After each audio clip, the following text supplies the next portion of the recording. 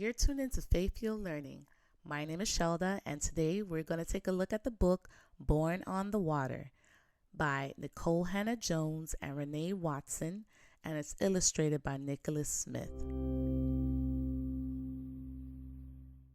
Just a quick disclaimer before we get into the full review. Most of my reviews, I normally talk in the third person or an outsider looking in, separate or apart from the book. But in this review, I was listening back to it and noticed that I said we or us, which is inclusive of myself. And I did want to mention that I say that because I am Black, identify as Black, and my roots are traced back to Africa. And I try my best not to insert myself in the review, but I kind of did. So I just wanted to put this out there that I did realize that I kind of switched it up a little bit for this review, but I hope that you enjoy it as well.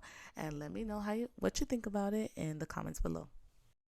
This book is actually a collection of poems, and it paints the picture of the history and lineage of Black people in America.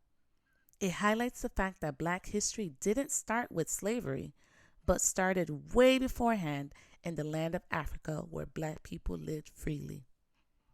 This book is a bit heavy, yet it's necessary for young readers to know and understand that Black history did not begin with whips and chains.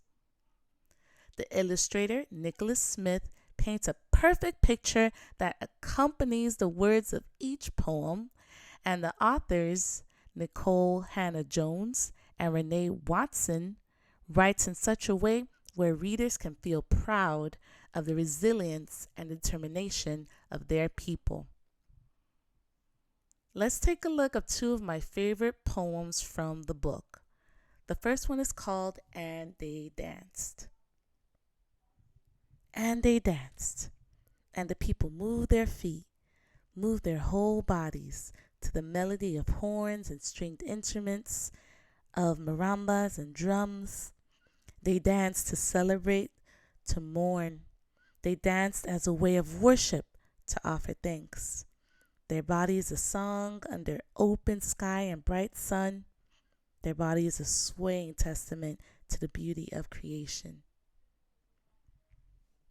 I love that poem and the illustrations that accompany it because it paints that picture of how Black people just lived freely in the land that they were originally from, and they were just happy, celebratory, dancing, moving, just rejoicing in the skin that they're in.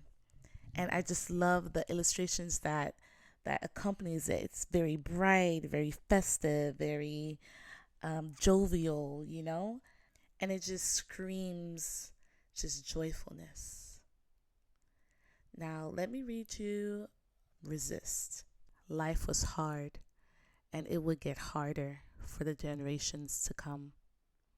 White people told the people they were not human, that the people were things to be bought and sold and given as gifts alongside horses and chairs. When the people were beaten, they said the people did not feel pain. When they sold the people's children, they said the people didn't love. These were lies they made up so they could feel okay about slavery. It is wrong, always and forever, to own human beings. It is wrong, always and forever, to treat human beings like things. The people fought back. For 250 years, the people resisted every day in ways big and small. For 250 years, the biggest resistance of all was that the people kept living. Oh, this poem, it really talked about how resilient Black people were and are today. It moves the readers from the beginning of slavery. It paints the picture of the struggles that Black people went through. And it leads the readers to know that it wasn't okay at all. It was not okay for white people to do the things that they did.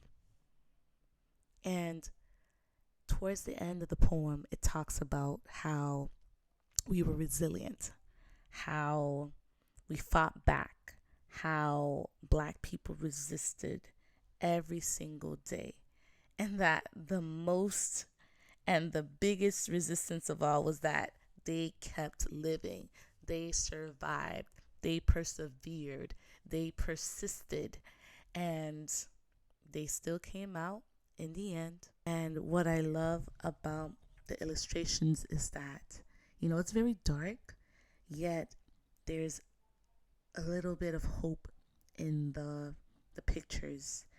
We see them fighting. We see them breaking away from the whips. We see them holding up the flag like, yes, we are part of American history. Yes, this is the flag that we're waving up because now this is our history. Yes, we will overcome, and we did overcome. So I highly recommend this book for young readers who want to know more about their history, where they came from before slavery. This is for readers. This is for readers of every race, every ethnicity, to learn about Black history before slavery and how we overcame it all. Don't forget to click the link in the description box to order your very own copy today. Thanks for tuning in, and I'll see you on the next one.